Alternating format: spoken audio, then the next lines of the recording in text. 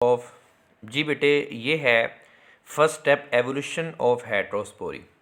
बेटे सबसे पहले जो प्लांट्स थे, अगर आपको याद है ब्रायोफाइट्स, तो बेटे उसमें होमोस्पोरस प्लांट्स के बारे में हमने कहा था कि वो सारे प्लांट्स बेटे जो थे वो होमोस्पोरस थे। मतलब ये हुआ they use to produce single type of spores.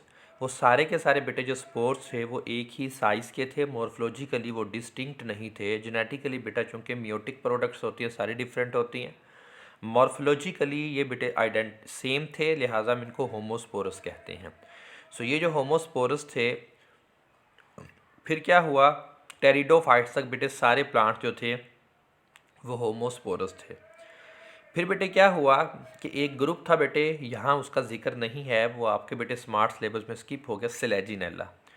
Selaginella बेटे जो था वो एक ऐसे प्लांट थे बेटे कि सबसे पहले उन्होंने दो डिफरेंट टाइप्स के बेटे स्पोर्स पैदा करने शुरू किए। So during the early phase of evolution some groups, some plant group से मुराद है सिलेजिनेला प्लांट। सिलेजिनेला प्लांट से बेटे उन्होंने दो डिफरेंट टाइप्स के स्पोर्स पैदा करने शुरू किए। एक स्पोर्स का साइज़ छोटा था, उन्हें माइक्रोस्पोर्स कहते, दूसरे बड़े उनको मेगास्पोर्स कहते थे। बेटे जो माइक्रोस्पोर थे ये जिस स्ट्रक्चर में बनते थे उसको माइक्रोस्पोरेंजिया कहते हैं, और ये जब उस माइक्रोस्पोरेंजिया में ग्रो करते हैं तो उससे मेल गैमीटोफाइट बनाते हैं, या मेल गैमीटोफाइट को बेटे हम माइक्रो गैमीटोफाइट का नाम भी देते हैं। जबकि मेगास्पोर्स बेटे जो हैं जब वो जर्मिनेट करते हैं तो उससे फीमेल गैमीटोफाइट या मेगा गैमीटोफाइट बनती है।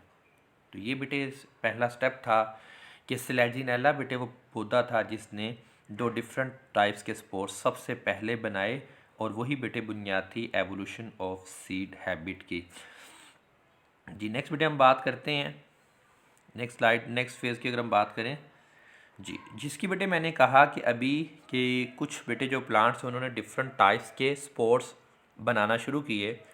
एक बेटे माइक्रोस्पोर, दूसरा megaspore.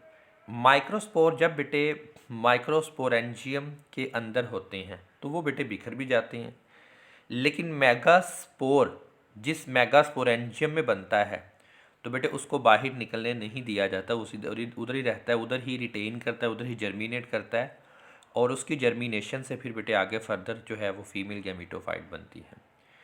During the usual reproductive cycle in heterosporous vascular land plants. Heterosporous वो प्लांट्स जो डिफरेंट स्पोर्स बनाते हैं, वेस्कुलर जो जाइलम फ्लोएम रखते हैं, लैंड प्लांट जो खुश्की पर पाए जाते हैं, यानी पानी के अलावा जो खुश्क पार्ट होता है अर्थ का उसको लैंड कहते हैं।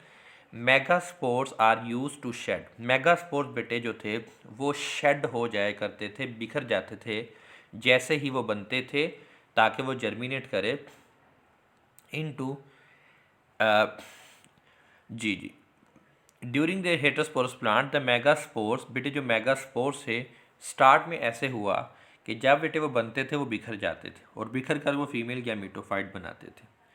लेकिन बेटे कुछ प्लांट्स सिलेजिनेला में बेटे क्या हुआ, ना सिर्फ ये डिफरेंट टाइप्स के बेटा बने, बल्कि यहाँ पर मेगास्पोर जो था उसको बेटे बिखरने नहीं दिया गया, और वो बेटे जो था मेगास्पोरेंजियम के अंदर ही रहा। Is not allowed to escape from megasporangium.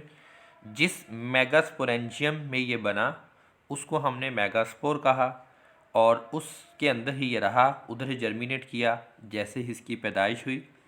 In others जबकि दूसरों में मेगास्पोर्स बेटे जो था परमानेंटली रिटेन हुआ मेगास्पोरेंजियम में within confines of megasporangium. Megasporangium की ही बाउंड्री में, चार दीवारी में जो था ये बेटे मेगास्पोर जर्मिनेट करता है और एग पर मुश्तमिल फीमेल गैमीटोफाइट बनाता है। जी थर्ड बेटे जो स्टेप है वो है development of protective layers around megasporangium. बेटा वो हिफाजती लेयर, हिफाजती खोल जो जिसको हमने इंटेगोमेंट्स कहा था, वो बेटे इस फेज़ में बनते हैं development of protective layers around megasporangium. Some branch like structures of sporophytes surrounding the megasporangium. Megasporangium के इर्द गिर्द कुछ शाखें थी जो आपस में जुड़ गई, फ्यूज़ हो गई, और उनके फ्यूज़ होने से बेटे इंटेगोमेंट या हिफाजती गुलाफ बन गए।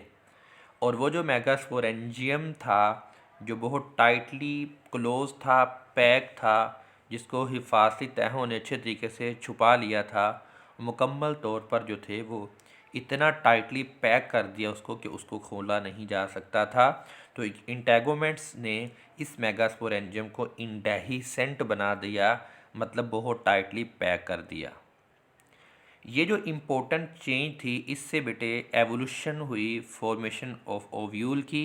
ओव्यूल विच इज़ कुछ नहीं है लेकिन एक हिफाजती तहों में टाइटली पैक हुआ हुआ मेगास्पोरेंजियम है। इस तरह से ज़्यादा प्रोटेक्शन बेटा दी गई एग कंटेनिंग अपरेटस को। इससे बेटे मुराद ओव्यूल है।